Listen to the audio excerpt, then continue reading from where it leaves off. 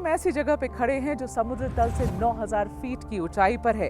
मेरे पीछे बर्फ से ढके हुए पहाड़ हैं और बर्फीली हवाएं चल रही हैं।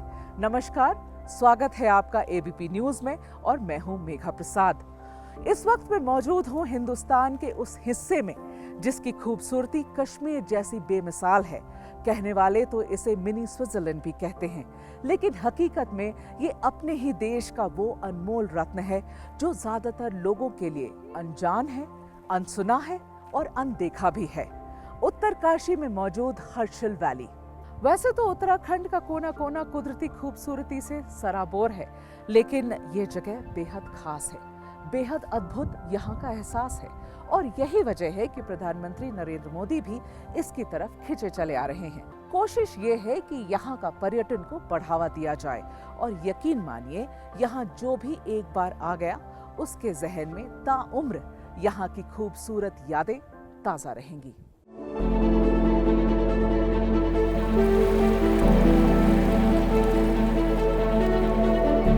हर्षिल वैली देवभूमि पर दिव्य सुंदरता की अद्भुत मिसाल।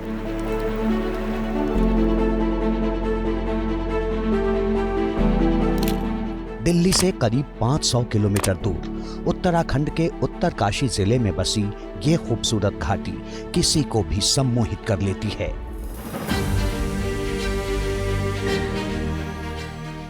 नीले आसमान को छूते पर्वतों और धरती की गहराई नापती घाटियों के बीच भागीरथी नदी के किनारे जन्नत का एहसास कराती है हर्षिल वैली। प्रकृति और संस्कृति का ऐसा मनोरम मिलन धरती पर शायद ही कहीं और देखने को मिले और शायद इसीलिए हर्षिल को स्वर्ग से भी सुंदर कहते हैं। मैं और मेरे हस्बैंड यूजुअली हम लोग ट्रैक्स करते हैं, तो हर्षिल हमारे एक लिस्ट में था। यहाँ पर छोटे छोटे ट्रैक्स हैं, एक दो लामा टॉप है। हाँ। और गांव के ऐसे प्लेन छोटे छोटे आप देख सकते हैं। यहाँ पर सीनिक ब्यूटी है, नेचुरल, बहुत अच्छा एक्सप्लोर करने के लिए। यहाँ पर आके आपको बहुत पीस मिलेगा। एक्चुअली हम परसों मॉर्निंग 8 o'clock घर से निकले थे और हम यहाँ शाम को 5 बजे के लिए पहुँच गए थे, जिसमें हमने 3-4 बार हॉल्ट भी करा, रुके भी खाने पीने के लिए।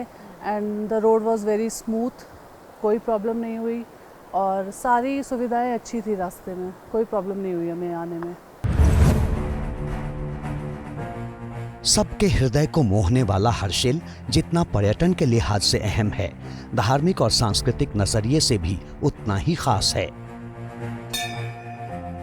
भौगोलिक रूप से हर्षिल में भागीरथी, जालंधरी और विष्णु गंगा 3 पवित्र नदियों का संगम है और यही संगम सैलानियों और श्रद्धालुओं के आकर्षण का सबसे बड़ा केंद्र भी है।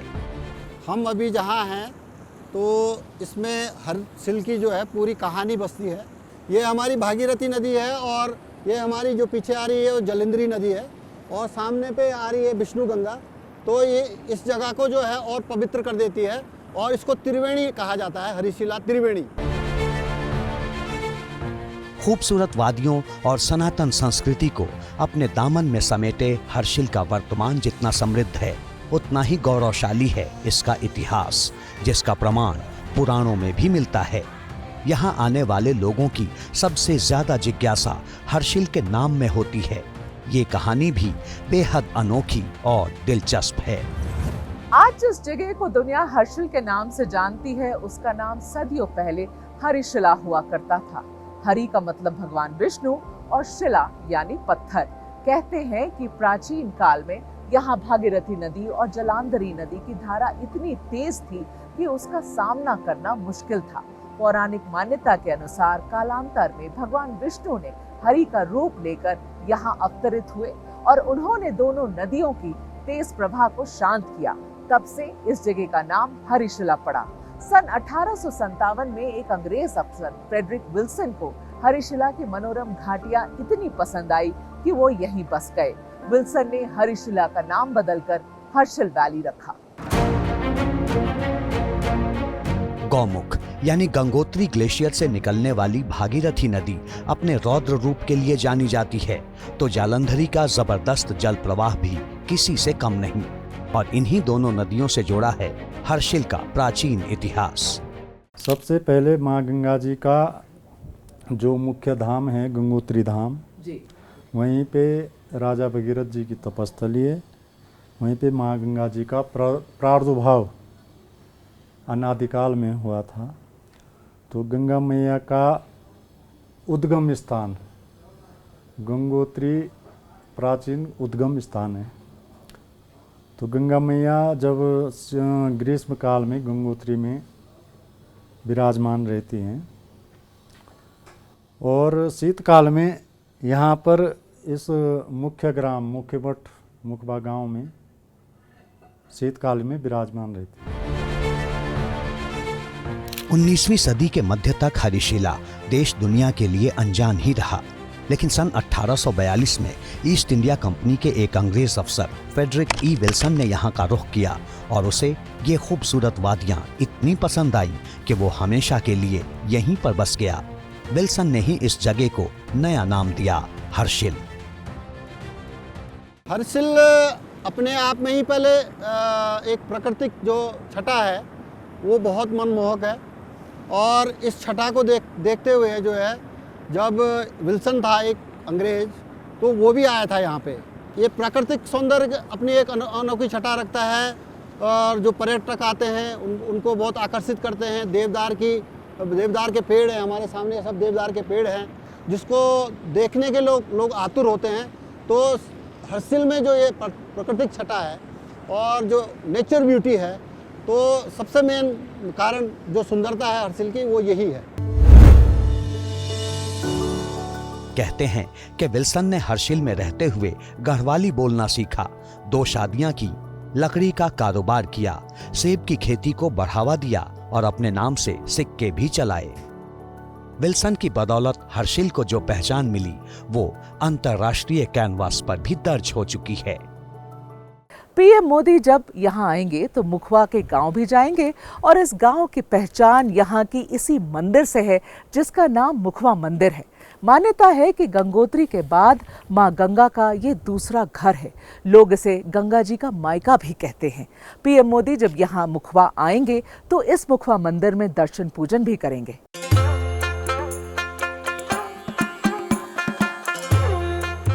मुखवा, मां गंगा का मायका।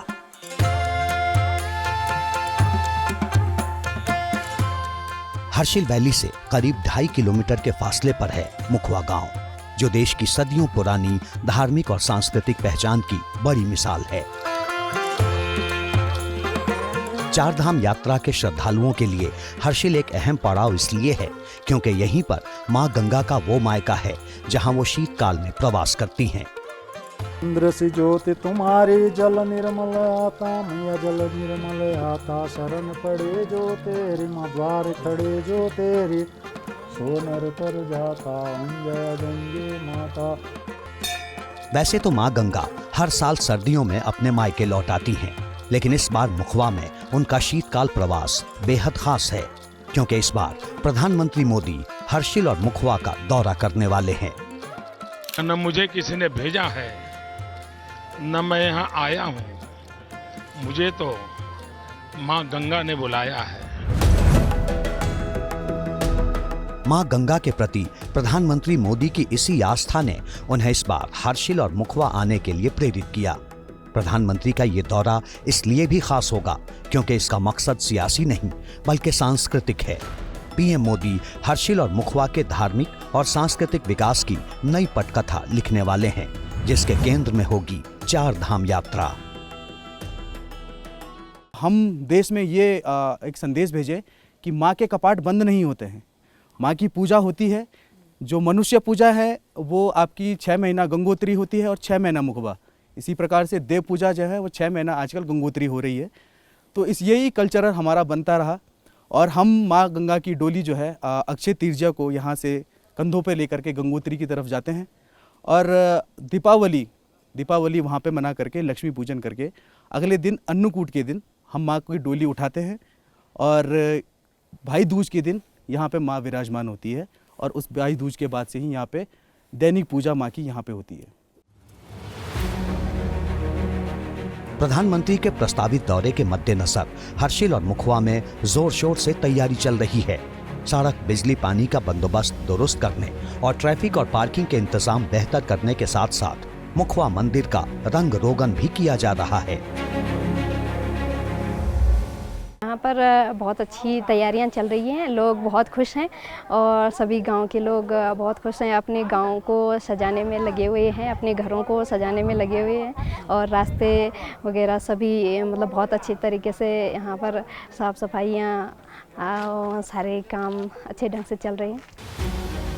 इस पूरे आयोजन का मकसद है ऐतिहासिक चार धाम यात्रा को और विस्तार देना, ताकि देश की धार्मिक और सांस्कृतिक परंपरा को मजबूत करने के साथ साथ हर्षिल और मुखवा की पवित्र भूमि पर पर्यटन के जरिए विकास की नई इबारत लिखी जा सके।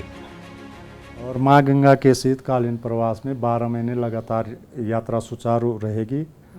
माननीय मोदी जी के आवागमन से पूरे भारतवर्ष में यहाँ का जो है प्रचार प्रसार होगा और 12 महीने यहाँ पे यात्रा होगी, माँ गंगा जी के दर्शन होंगे और सभी गांववासी या स्थानीय वासियों का रोजगार भी बढ़ेगा और साथ ही कई प्रकार के जो है यहाँ पे पर्यटक स्थल हैं उनका भी सौंदर्यीकरण होगा। दरअसल सनातन संस्कृति की अमिट पहचान होते हुए भी हर्षिल और उसके आसपास के गांव आज भी विकास की रोशनी से महरूम हैं। शिक्षा और स्वास्थ्य जैसी बुनियादी सुविधाओं का अभाव तो है ही, रोजगार की कमी से पलायन की समस्या भी यहाँ काफी बड़ी है। बच्चों की एजुकेशन का और स्वास्थ्य की कोई सुविधा नहीं है, जिससे हम लोगों का जो पलायन हो रहा है यहाँ। और हम लोगों की मुख्य डिमांड ये है कि केंद्रीय विद्यालय अगर हो जाए और एक बढ़िया सा हॉस्पिटल बन जाए यहाँ। मोदी जी आएंगे तो हम मैसेज देंगे कि हमारी जो आजीविका है आगे चले और हमको स्कूल अस्पताल यहीं पे मिले और मोदी जी से हमारी प्रार्थना है कि हमारी पुकार जरूर सुने और जो हमारी आजीविका है उनको देश विदेश तक पहुंचाएं। पर्यटन की संभावना बढ़ने से यहाँ के लोगों के लिए होम स्टे आमदनी का एक अच्छा जरिया बन सकता है, जिसका चलन इन दिनों तेजी से बढ़ भी रहा है। रोजगार और कमाई के लिए बाहर जाकर व्यवसाय करने वाले अब धीरे धीरे हर्षिल लौट रहे हैं। इनमें एक नाम अवाना कॉटेज का भी है, जो भागीरथी की भूमि पर विकास का भागीदार बन रहा है। मेरा होम टाउन यहीं उत्तरकाशी है, मैं यहीं से हूँ। क्योंकि पहले इधर इतनी अच्छी होटल लाइन की इतनी कंडीशन नहीं थी, अभी धीरे धीरे इसीलिए हम लोग बाहर पलायन करते थे। अभी धीरे धीरे यहाँ थोड़ा होटल की कंडीशन और पर्यटन जो बढ़ा है और अच्छे होटल्स अब बने हुए हैं, तो हम लोग भी को लगता है कि यहाँ हम काम कर सकते हैं। जाहिर है प्रधानमंत्री मोदी के दौरे से और चार धाम यात्रा के विस्तार से इस पूरे इलाके के प्रति श्रद्धालुओं और सैलानियों का आकर्षण बढ़ेगा, जिससे यहाँ की सूरत बदल सकती है। मैं पिछले कई घंटों से इस इलाके में घूम रही हूँ। एक अजीब सी शांति है, एक अलग सा सुकून है। यहाँ अलग अलग जगह पर आपको स्थानीय संस्कृति की झलक भी दिखती है।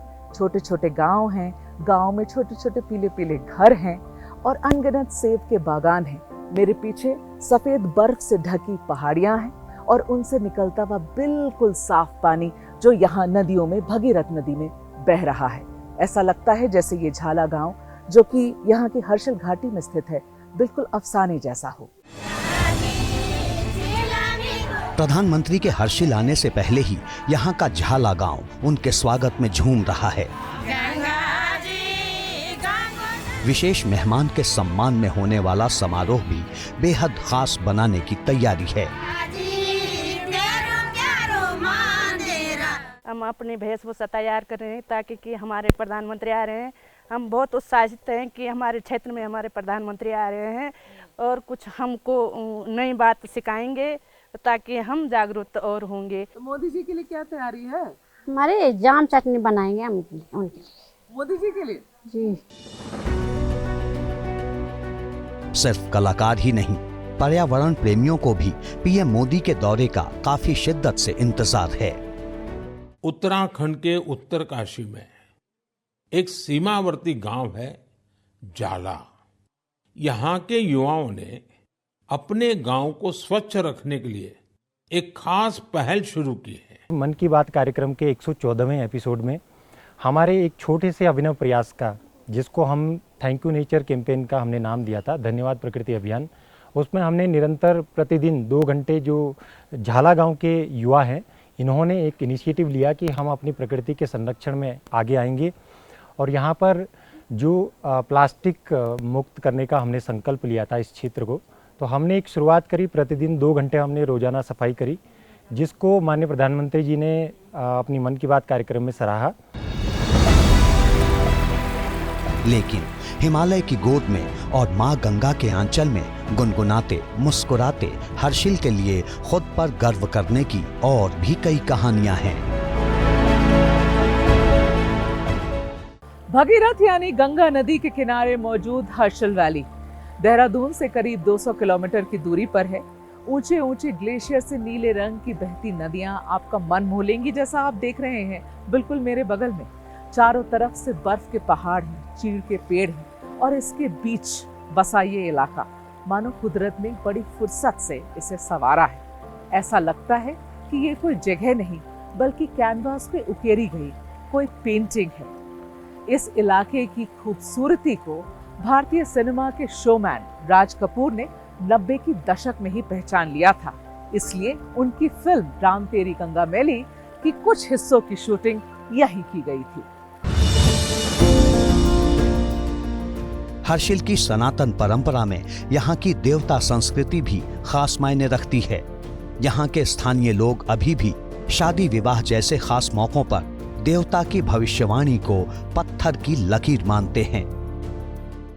यह हमारी ये परंपरा है, ये हमारी बुजुर्गों ने जो है ये परंपरा बनाई और हम लोग जैसे शादी ब्याह पूजा पाठ आदि जैसे लोग ब्राह्मणों के पास जाते हैं और पंचांग आदि या दिखाते हैं कि हमारा कोई शुभ दिन क्या है, तो हम उनके पास न जाके हम अपने देवता को पूछते हैं और इनके सामने जो चीज़ ये बता देगा वही चीज़ आपको लिखी हुई उस चीज़ पे मिलेगी।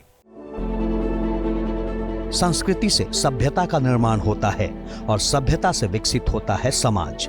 लेकिन किसी भी समाज की उन्नति के लिए जरूरी है संसाधन। हर्षिल के पास भी कुदरती संसाधनों की कमी नहीं। देवदार के बेशकीमती पेड़ हों या सेब के बगीचे या फिर पूरी दुनिया में मशहूर हर्षिल की राजमा।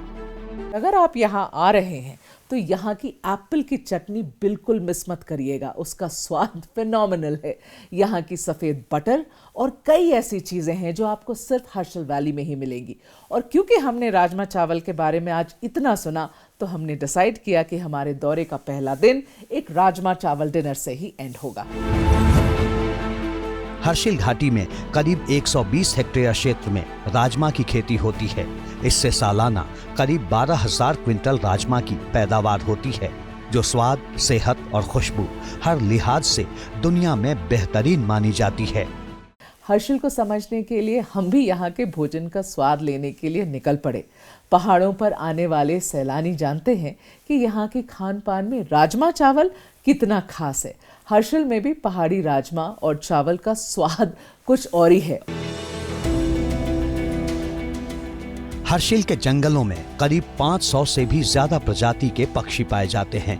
पंछियों की इतनी ज्यादा मौजूदगी ये बताती है कि यहाँ की आबो हवा कितनी दुरुस्त है। जो जगह ही स्वर्ग जैसी हो वहाँ की हवा कितनी शुद्ध होगी, इसका अंदाज़ा लगाया जा सकता है। आजकल जब पूरी दुनिया में कुदरत का मिजाज बिगड़ता जा रहा है, पर्यावरण असंतुलन की वजह से शहरों की हवा जहरीली होती जा रही है, ऐसे वक्त में हर्षिल की हवा जीवन अमृत की तरह है। शहरों महानगरों से आने वाले लोगों के लिए तो हर्षिल घाटी किसी ऑक्सीजन हब से कम नहीं।